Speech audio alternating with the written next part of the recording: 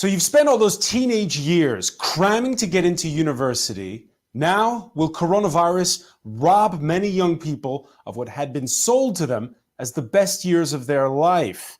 Hello, everyone. I'm François Picard. Welcome to the France 24 debate. The announcement Tuesday from Cambridge University. All mass lectures, so really big lectures involving a lot of students, will not happen face-to-face, but will be put online. Now, there'll still be students in universities. There'll still be one-on-one tutorials, but at Cambridge and elsewhere, will social distancing and quarantines rob attendees of that essential ingredient, campus life? What will learning be like? Can you still charge the same for tuition? It was a shock to the system last weekend when Barack Obama gave that virtual high school commencement address to graduating seniors in the US, whose basic assumptions about their next step in life has suddenly been turned on its head.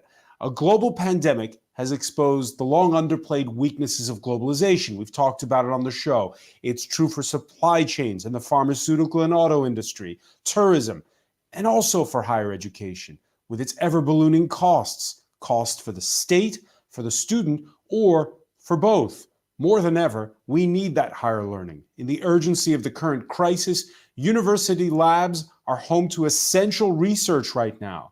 But when it's all over, what will be left of the rat race of university rankings, test preparatory programs, foreign student recruitment?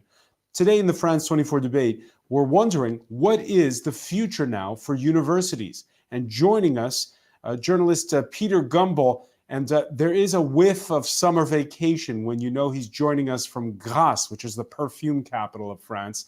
Thanks for being with us. Thanks, François. Peter Gumbel, the author of They Shoot School Children, Don't They? And other books about French learning and higher learning. Catherine Barnard is with us from Cambridge University, professor of European Union and labor law there. Thank you for being in the show. The pleasure's mine. Gavin Conlon is a partner at London Economics, which is a consultancy that looks at education economics. We'll be asking you about what your latest research has found. Thanks for being with us from London. Thank you. It's a pleasure.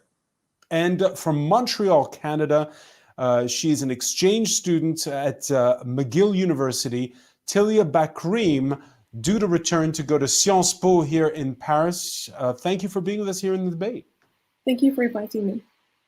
You're a student from Morocco. Exactly. You've gone on an exchange program to McGill. What does your present look like? What does your future look like right now? Well, my present is a bit confusing, and my future even more. I mean, I'm in a very special case. I'm an exchange student in Canada. I come from Morocco, and I'm supposed to go back to France for next semester. But it is obviously really complicated with this whole situation as we're in a pandemic crisis. I mean, are you taking classes online right now? I used to, but now my exchange year is done. I mean, since April. But I was supposed to go back to Morocco at the end of May, which is totally cancelled because Morocco has closed its borders since March the 16th. And I can't go back to France either because all these applications are completely cancelled as well, and I don't have any visa, so I'm kind of forced to stay in Montreal for now. Have you spoken with Sciences Po, the French Political Science Institute? Yes, I mean, the student services are really helpful. They're really following my case and want to make sure that everything's okay for me.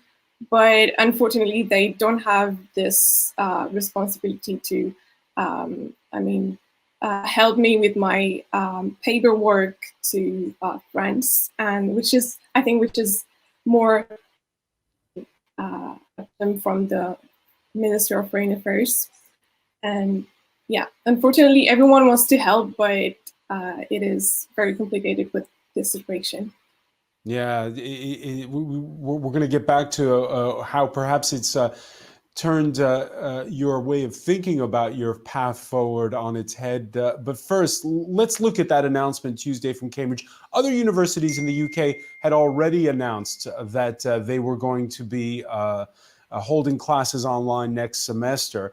The Vice Chancellor for Education there was asked if this makes one of the world's oldest universities feel like, you know, those online use you read about or you see ads about in the back of magazines. He answered emphatically not. The answer to that question is no, it's not going to feel like an online course, because there will be all this other education around it. And frankly, we are in a lucky position in terms of what our education offer is. A lot of that education is based on small group teaching. And the small groups are really small. I mean, sometimes it's one-on-one or groups of 2 or 3. We can manage that. So Catherine Barnard, how does your next semester look? Well, it'll be different to any other semester we've ever had. Obviously, we'll be lecturing online. So like I'm talking to you now, we'll be doing it on Zoom. That's probably not ideal, because lectures do benefit from having an audience and having some participation. But university life is about a lot more than just lectures. As the Pro-Vice Chancellor for Education, Graham Virgo, was just saying, we do lots of teaching in small groups. They're called supervisions in Cambridge or tutorials in Oxford. But what the students really value is the opportunity of interacting with each other. Now, of course, that depends on them coming back into residence. We hope that we can do that, subject to whatever the public health guidelines are around in October. And also being able to meet, have events, but they've all got to be socially distanced. So it will be a challenge, but we're looking at ways of trying to make sure that that can happen. Yeah, there was this satirical piece in the Guardian, its past notes section, taking how the move online will take all the fun out of university.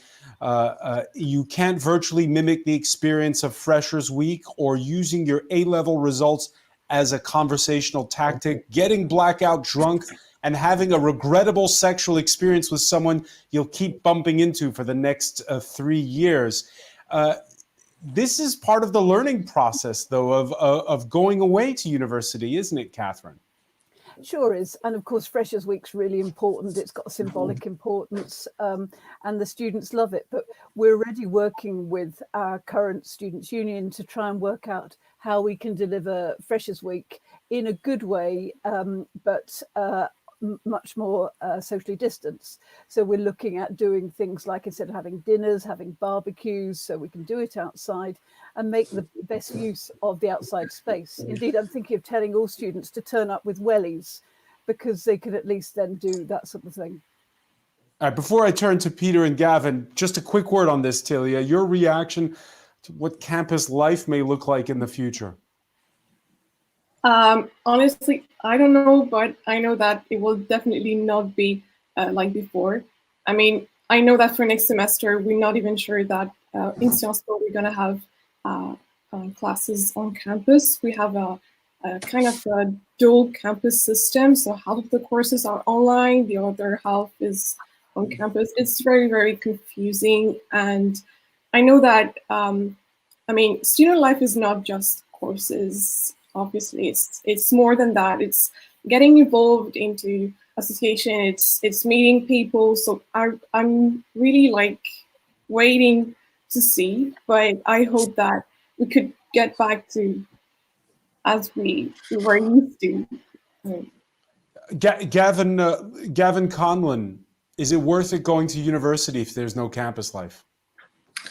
I mean, as an economist, it's always worth it going to university. I mean, the economic returns to undertaking a higher education qualification far outstrip the cost. So it's always worth obtaining more and higher levels of education. It's also the case for the economy and more generally, education is the biggest determinant of long-term economic growth that there is. So, from the perspective of the exchequer or the government, there should be investment in higher education.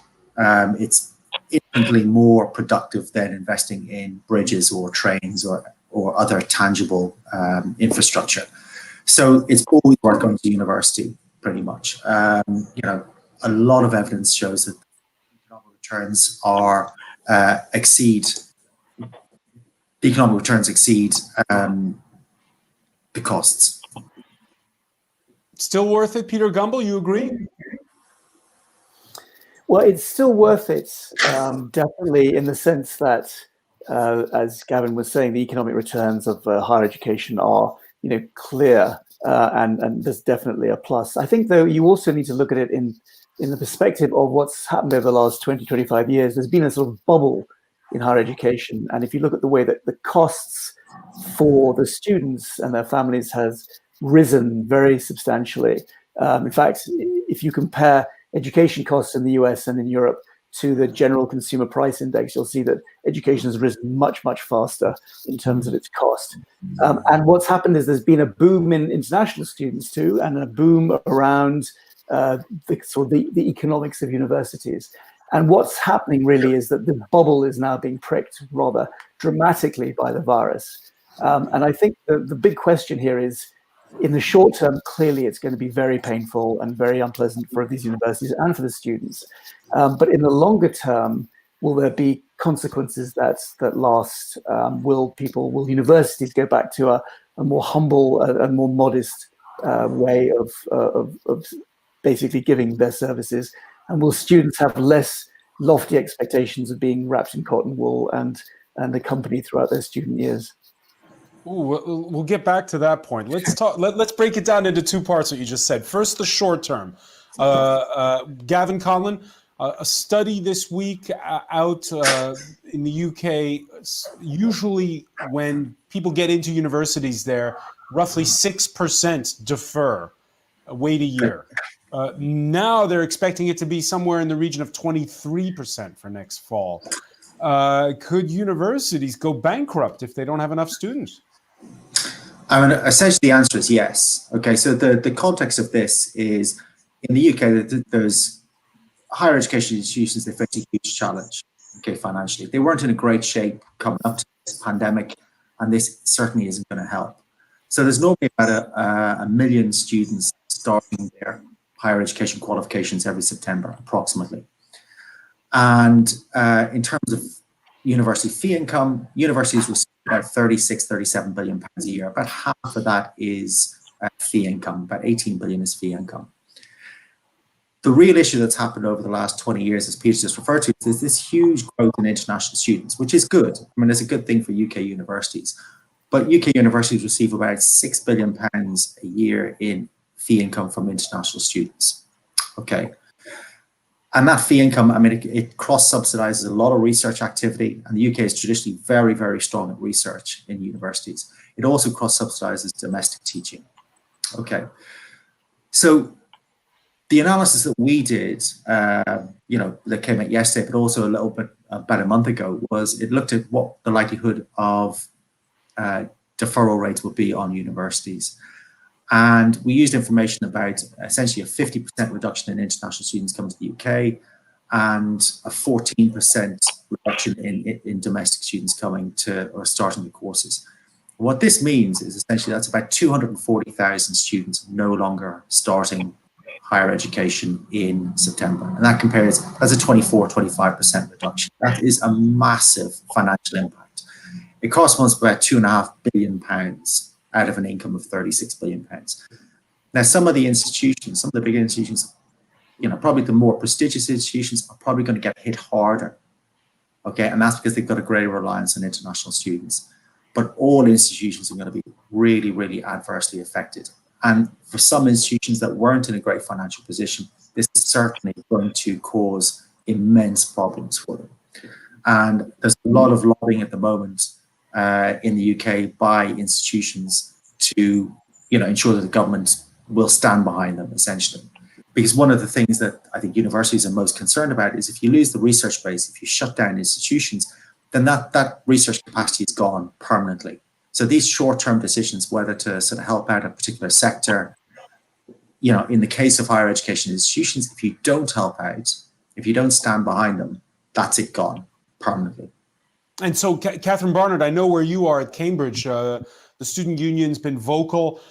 You're caught in between different forces here, where the students are saying, why should we be paying whole full hog, more than £9,000 a year in tuition, and you have the administrator saying, we got to keep the place from going bankrupt. Yeah, I mean, you can see it from both sides, can't you? But the bottom line is that in the next academic year, the students will be getting the full benefit of a Cambridge education. Okay, lectures might be online, but for a lot of students, that's a good thing, not a bad thing. It means that they can watch them at their convenience. If it means that they prefer to watch them in the middle of the afternoon rather than 9 o'clock in the morning, then that suits them very well. But the other aspects of the experience, the small group teaching they will be getting, they will also be getting access to libraries and support services. And the trouble is, all of this costs money. And as we've heard, if all of those services are closed down, some of them will just not be reopened. So longer term, it will be very damaging for the students. So what we would say to them is, look, you're going to have to pay because the overheads are still there, and you're going to get the experience. Yes, it might be slightly different to the way it's been done before, but nevertheless, it will be a really worthwhile education. And that's what going to university is about. And there's this as well, a lot of outside political noise where you are, Catherine, right? Because on the one hand, you've already had Brexit. That's had an impact on whether or not foreign students come. And this push that we're seeing, this sort of left-right divide, it's not actually it isn't across traditional political fault lines over whether or not to open primary schools and secondary schools in the UK. Yes, it's a complicated picture, isn't it? With Brexit, yes, the UK left the EU on the 31st of January, but of course we're in transition at the moment, so we're sort of de facto a member state, and that will be the case until the end of the year. But of course, there's a lot of uncertainty about what any future trade deal might look like and whether one can be agreed at all. And this has got an impact on higher education, because at the moment we still don't know what fees will be charged to European students. In the UK, there's a two-tier model. There's significantly higher fees are charged to overseas students, but at the moment, EU and home students pay the lower rate of about just over 9,000 a year. What's going to happen to the fees for those students? And so this may well deter European students from coming, or they will come assuming they get quite a lot of financial support from the university itself.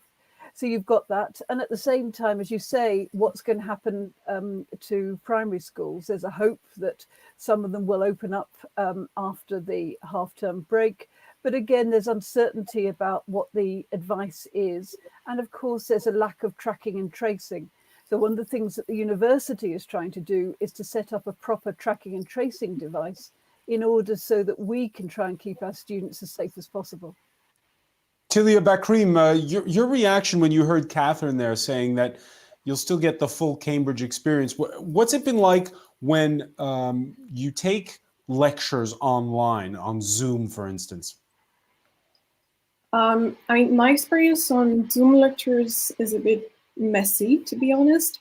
I mean, I hope that it won't last, because I can't handle one full year with Zoom session, clearly. I mean, we don't have a proper schedule with online session. We can follow the courses whenever we want, and we don't have a very organized. We don't have this organized we used to have when we were on campus. And sometimes I don't know, just about technical issues. Sometimes the internet is a bit slow, or those kind of little problems are, in my sense, not worth paying full scholar fees. And I don't really agree with what have just been said. I mean, as an international student, I know that most of international students pay the higher fees in some schools, and I hope that we won't pay the,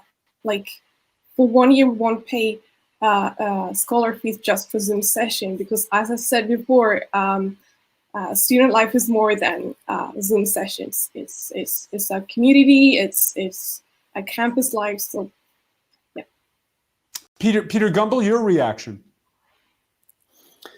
Well, I think there's some interesting developments here. I think the move to put lectures online is actually fascinating, because it could fundamentally change the structure of higher education. You could imagine down the road you have the star professors not necessarily being attached to one institution, but actually going out and doing their own thing and becoming like YouTube influencers in a higher education sense.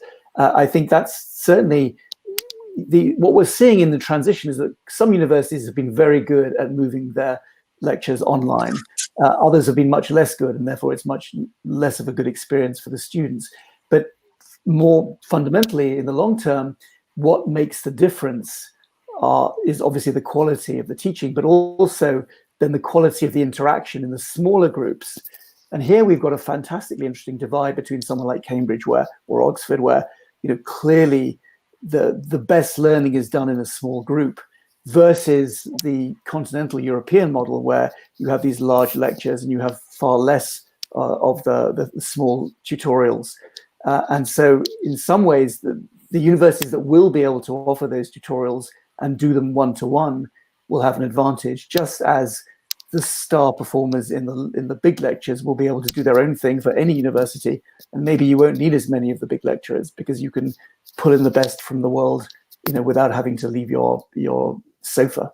So yes, I was going to say, and let's say I'm a student at some other university and I'm taking a course on income inequality. Am I going to look at my own professor's lecture, or am I going to log on to the Paris School of Economics and see what Thomas Piketty has to say instead?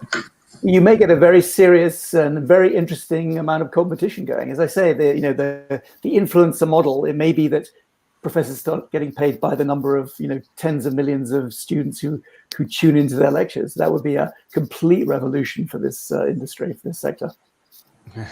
What do you think of that concept, Catherine Barnard? I think we're quite a long way from that at the moment. I think I would say that, of course, this term, the one we're in at the moment, is primarily an exam term for lots of people. So there has been fewer lectures and more small groups. We've been experimenting with that. But we've still got a number of months now to try and make sure that the offering we make online next term is really very good indeed. Now, as an academic myself, the idea of lecturing without having an audience, without being able to see who's on the receiving end, is a bit difficult. The idea of having just a rather disinterested cat in your living room while you're trying to write and give these lectures wouldn't be great. But there'll be ways around this, and we will get better at doing it. I mean, it's been a huge learning curve for us all.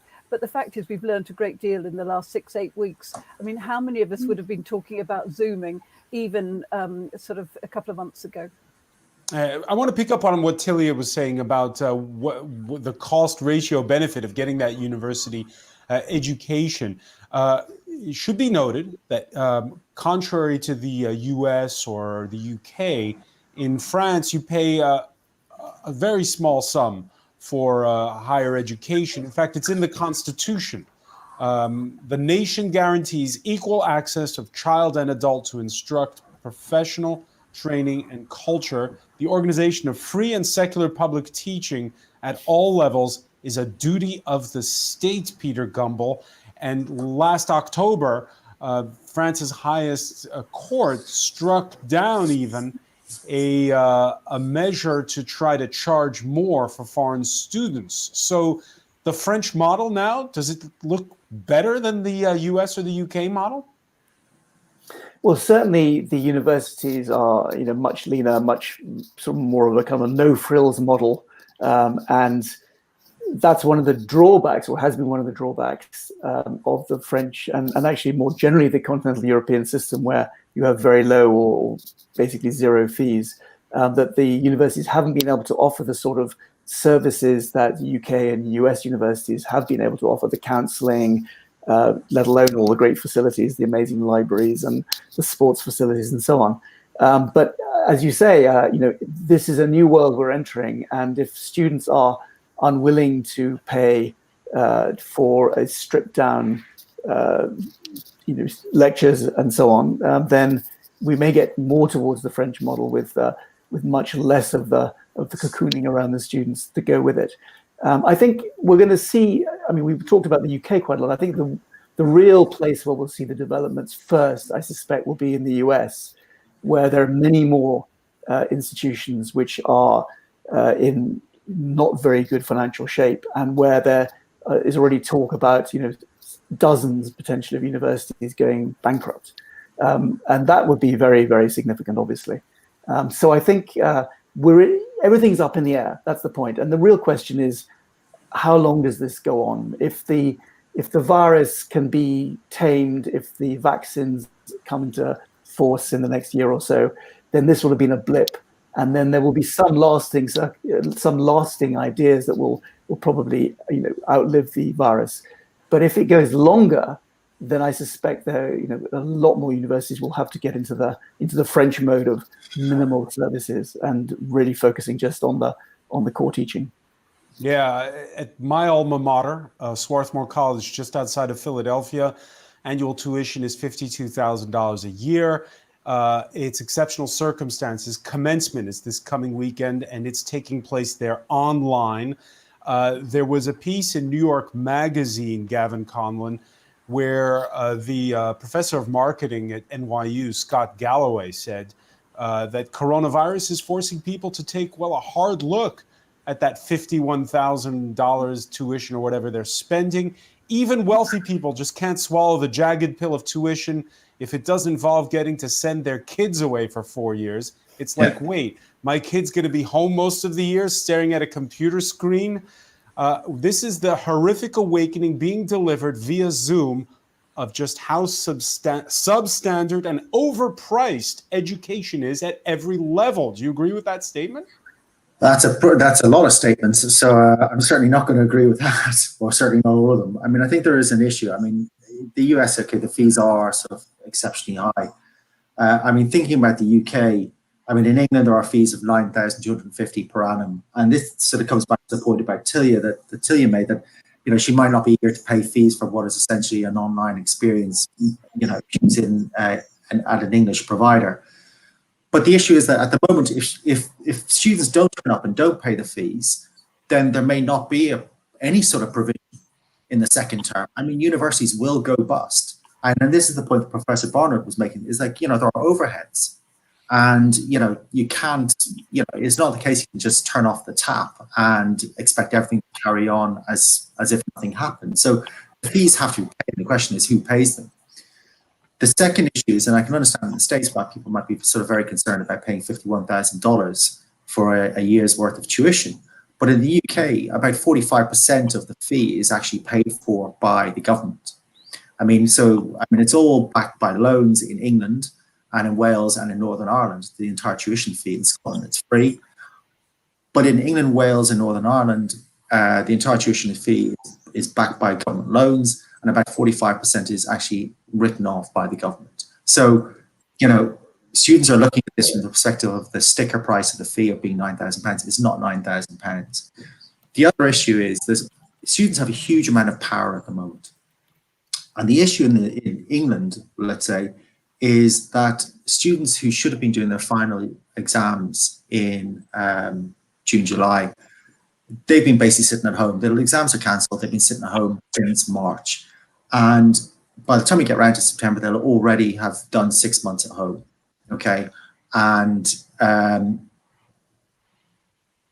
I don't think it's going to be very appetizing to sort of spend another 3 months at home and making it a sort of 9-month stretch. So the real concern is the extent to which students defer and the extent to which students decide to potentially change provider. So it might be the case that some individuals will think, I'm going to move from, just say, London to Manchester. But because of the pandemic, they're actually going to think to themselves, actually, I don't want to, I may not want to sort of move too far away from home. So I'm not going to go to Manchester. I'm going to go somewhere more local. So there's going to be a huge shake-up in terms of the characteristics of the sector.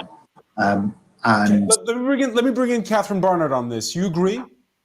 Well, I mean, of course, £9,000 feels a lot of money to students, and of course, and it is. And the perception is that the debt is huge at the end of the day. But you've got to bear in mind what it costs from the university and college point of view. The £9,000 fee does not cover in any way the cost of college and university education. So Cambridge, like Oxford, has two elements. The university, well, it costs the university probably about £16,000 to educate a student. And then at the college too, it costs about £13,000. That 9,000 fee, which is split between the college and the universities, you can see just doesn't even scratch really the surface of what it's costing us. But hang on, Catherine, let me ask you this. We've seen how over the last couple of years, you heard Peter Gumbel earlier talk about a bubble. You have this obsession with university rankings. Even Cambridge and Oxford are obsessed with it, right? You've got the World University Rankings from the Times Higher Education Supplement in the US. You have US News and World Report. It ranks the universities. As a result, it's not just about funding research and scholarships. It's also about that glittering new gym that will attract people, that comfortable lounge, that new arboretum. Hasn't there been this sort of rat race when it comes to keeping up with the rankings that has taken us away from the essential, which is teaching and learning? Actually, I would disagree with that. I would say that, of course, students are much more demanding in terms of the accommodation that they're prepared to put up with. And they will not now walk across the courts in their dressing gowns trying to get a shower, which may or may not work. But actually, the investment still, certainly in Oxford and Cambridge, is primarily in the education and the small group teaching, this supervision tutorial system of which we are extremely proud and which the students rightly value very much. That's really expensive to do. And that's why the tuition fee does not cover the costs. And of course, it's not just the teaching, but it's also the massive welfare provision. And that has increased dramatically. So mental health providers, counsellors and so forth, we have much more of that in the last 10 or so years. And again, all of that comes at a price. That's why universities are so dependent on donations. We're dependent on, as we've heard before, overseas students to help balance the books. Peter Gumbel, your thoughts? Well, if you look at the breakdown of spending in UK universities, something like 55 or 56% goes on teaching and research. And then the rest goes, a lot of it goes on actually maintaining the campuses. That's a big point. But there are all these other services that Catherine mentioned. And it's true that is really something that is taking a lot of the money. I mean, it's taking 45% essentially. So one of the questions really now is, in this new situation, will universities go and revisit their spending? They're not going to cut their teaching, and they're obviously, and they shouldn't, and their research. But will they have to cut back on some of these other services? And I think if you go to, I've been struck every time I go to London and you walk around the campuses, and LSE or UCL. I mean, everybody's building new buildings. There's been a lot of investment. And that's, when I talked about a bubble, I think there's been a lot of investment because there's been a tremendous wave of internationalization in the UK and everywhere. More and more international students coming in with money to help fund all sorts of grand projects, which has made the universities a lot better. But now it's, as I said, the bubble's burst. And the question is, what do you salvage and what don't you salvage? That's, I think, going to be the real issue for the universities in the next couple of years. All right, before I turn to Gavin Conlon, let me ask Tilia Bakrim in Montreal there at McGill. So would you put up with more of a no frills kind of education, one where the shower doesn't always work, where the gym doesn't have the state-of-the-art treadmill, this kind of thing? I mean, yeah, I understand all the costs that have been mentioned just earlier. I mean, I don't know all the details of a university budget, so I'm going to talk about just my personal experience. I mean, of course, I expect from a university to have certain accommodations and to have some aspect that could attract students. But again, from my experience, I don't really see the future of universities online. I mean, I absolutely don't see myself having a student life at home. I mean, this is just I don't know. Maybe that's just my okay. opinion. But once coronavirus goes away, it may take a long time, but it will at some point. We'll have managed to live with it. In any case, at that point, would you be okay with a higher university education that has less of the perks and the thrills and is more just about classroom learning? Yes, of course. I mean, I expect more than just the course from a university, and I hope that in the future, every university could manage to have all its services well functioning. But again, I don't know how is it going to be, so I'm just waiting for that. Gavin Conlon, I'm haunted by what was said at the beginning of the conversation by Peter Gumbel about how we've had this higher education spending bubble that's been going on for decades now. What's going to happen afterwards then? Well, I mean, there's two issues here. I mean, there has been an acceleration of expenditure by universities, but part of this was to make up for sort of decades of underfunding of UK higher education institutions. So it's sort of spending to keep up with, you know, what you would reasonably expect, and many of the things that Talia was talking about. But the building work, I mean, this is capital expenditure, and a lot of this is financed out of debt and borrowing. And this is another issue that universities in the UK are going to have to, this is going to come very apparent very soon about the ability to repay debt. But in terms of current expenditure, I mean, if these universities sort of see a £2.5–3 billion reduction in income, if they decide to reduce expenditure at the same time by £2 or £3 billion to balance the books, essentially what this means is in higher education institutions, that's about 30,000 jobs. Okay, but the issue here is that those 30,000 jobs in the universities support many, many jobs outside the universities. And it's actually about 60,000 jobs in the economy will go if the universities pare down. And that's about a £6 billion hit to the UK economy, okay? And honestly, with Brexit and with everything else, I mean, the UK economy cannot tolerate any more destruction of its infrastructure, essentially. And this is human capital infrastructure. So there are real problems here in terms of the consequences of these shortfalls. But how will universities look afterwards? What's going to change? I think they're going to be, okay, the first thing I think is they're going to be pared down. Every institution, already institutions have hiring freezes. They are basically initiating redundancies. At the moment, there's voluntary redundancies. There's going to be compulsory redundancies. They have stopped expenditure on anything and everything. I mean, there's institutions that are expecting a £200 million hit to their books. I mean, University of Manchester came out and are talking about a £250 million hit to their income stream.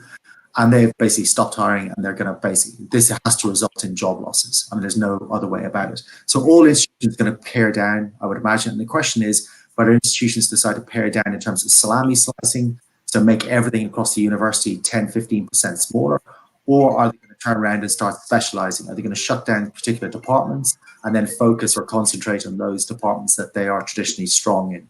So it's going to be fundamentally changed. The one other thing I would sort of say is the biggest university in the UK in terms of students is the Open University, okay, which is online. It's been online for 50 years. There's, 250,000 students at the Open University. So, the students decide, and they vote with their feet. They go to campus locations because they want the university experience, because there is already a very, very effective distance learning provider in the UK. So, this is what I was saying about student power. Students have the ability to decide, whether universities survive or fail. Peter Gumbel, a word on France before we go. What are the prospects? We heard the higher education minister on Wednesday say that campuses will be reopening in September. Well, I think France is in a better position because the fees are basically zero. You have to pay your health insurance, which is a few €100, and that's it. So there's less of a financial risk in the sense that the state already picks it all up, and that's going to continue. I think, however, like universities everywhere, they are very challenged by what's going on, and we've been talking in this program about the problems and the immediate aftermath and the challenges and the difficulties. There's also an opportunity here to redefine and recreate and reinvent.